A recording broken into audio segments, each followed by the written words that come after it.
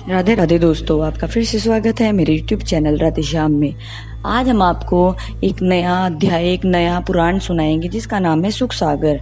वो सुनाने से पहले मेरी आप सबसे विनती है कि आप मेरे चैनल को लाइक, सब्सक्राइब और शेयर करना ना भूलें, ताकि हम आपके लिए अच्छे अच्छे पुराने ला सकें। राधे राधे। राधे राधे दोस्तों, आपका फिर से स्वागत है मेरे YouTube चैनल राधे श्याम में।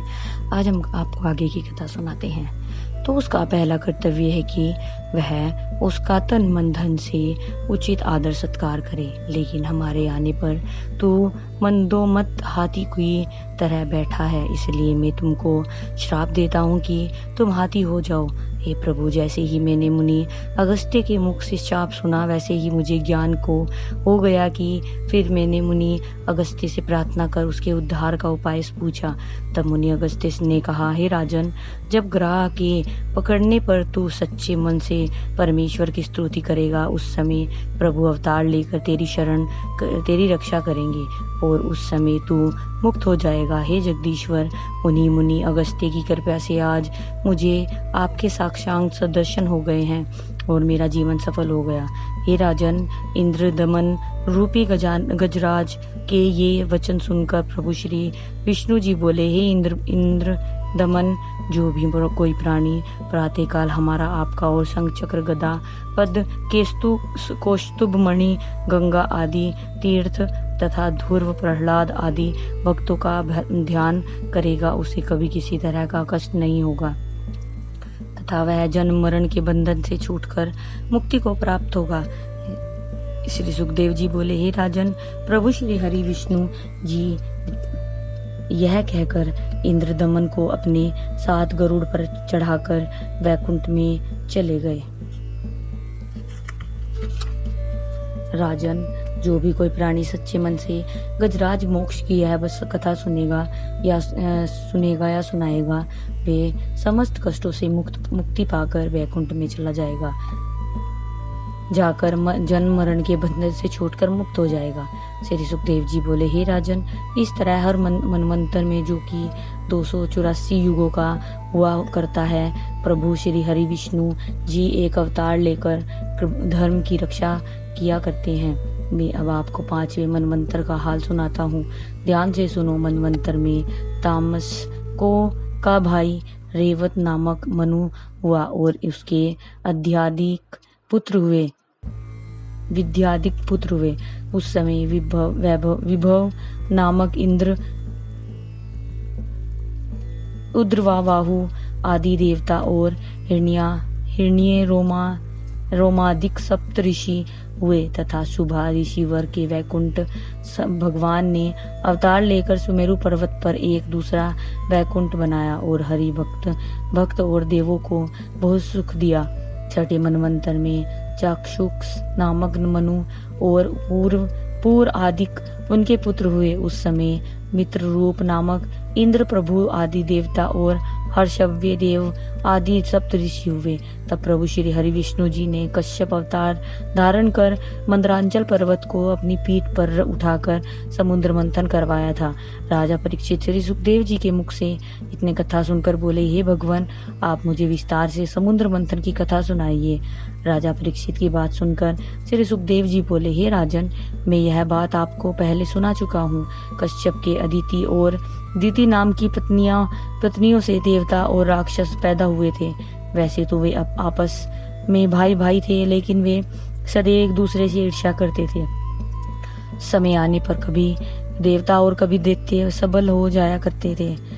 एक समय की बात है कि इंद्र एक दिन ऐरावत हाथी पर चढ़कर कहीं घूमने जा रहे थे कि सामने से उन्हें मनु दुर्वासा जी आते हुए दिखाई दिए। इंद्र ने मुनि दुर्वासा को देखकर हाथ जोड़कर प्रणाम किया तो मनु दुर्वासा जी ने प्रसन्न होकर इंद्र को एक सुगंधित पुष्पों की माला, जो कि स्वयं उन्होंने पहन रखी थी, उसे अपने गले से उतार कर इंद्र को पहनने के लिए दी। इंद्र ने राजमद में उस माला को यह कहकर कि मुझसे इससे सुंदर माला तो हमारे उद्यान में बहुत होती है, अपने हाथी के मस्तक पर डाल दी। हाथी ने तुरंत सूंड में उस माला को नीचे गिराकर अपने पैरों से रौंद डाला। हे राजन, मुनि दुर्वासा ने अपने सामने अपनी भेंट की हुई वस्तु का इस तरह निरादर होते देखा तो उन्हें भयंकर क्रोध आया। तब मुनि दुर्वासा क्रोध में चीखकर इंद्र से बोले, हे अरे इंद्र, राज्य मद में चूर, तू अपने सामने किसी को कुछ नहीं समझता। इसलिए मैं परमेश्वर से प्रार्थना करता हूँ कि तेरे मन में मद पैदा होने वाला राज्य सब राज्य राजलक्ष्मी सहित शीघ्र ही नष्ट हो जाए। यह शाप देकर मुनि दुर्वासा अपने आश्रम में चले गए। श्री सुखदेव जी बोले, हे राजन, जैसे ही मुनि दुर्वासा जी इंद्र को शाप देकर गए, तभी इन देवताओं पर आक्रमण कर उनका राज्य छीन लिया। देवताओं द्वारा इंद्रसन छीन जाने पर इंद्र ने देवताओं सहित ब्रह्मा जी की प्रार्थना कर कहा, हे ब्रह्मा मुनि, दुर्वासा जी ने के शाप से दैत्यों ने हमारा राज्य छीन लिया है और इस समय में और समस्त देव अत्यधिक कष्ट में है। वे ब्राह्मण हे ब्राह्मण, आप कृपा कर हमारे दुखों को दूर करें। इंद्र की विनती सुनकर ब्रह्मा जी बोले, हे देवेंद्र, तुम्हारे दुखों को दूर करने की समर्था केवल परमात्मा परमेश्वर में है।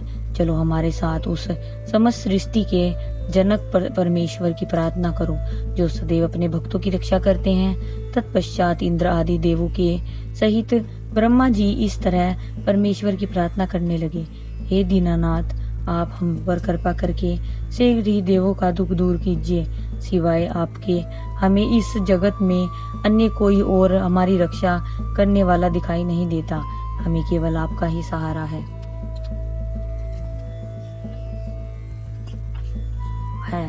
हम पर दया करो, हे सुखदाता, इन दिन देवों पर कृपा कर दुष्ट दैत्यों से इनकी रक्षा कीजिए।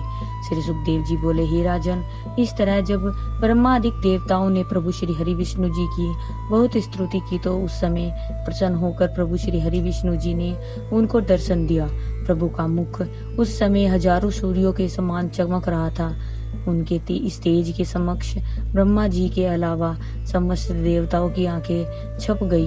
तब ब्रह्मा जी ने परमेश्वर की इस तरह स्तुति की, हे प्रभु, अग्नि, जल, वायु, पृथ्वी व आकाश ये समस्त आप ही के रूप हैं। आपके अंत का भेद हम महादेव तथा दक्ष प्रजापति भी नहीं जानते, क्योंकि प्रभु आप एक ही पल में इस जगत को उत्पन्न कर नष्ट कर दे सकते हो।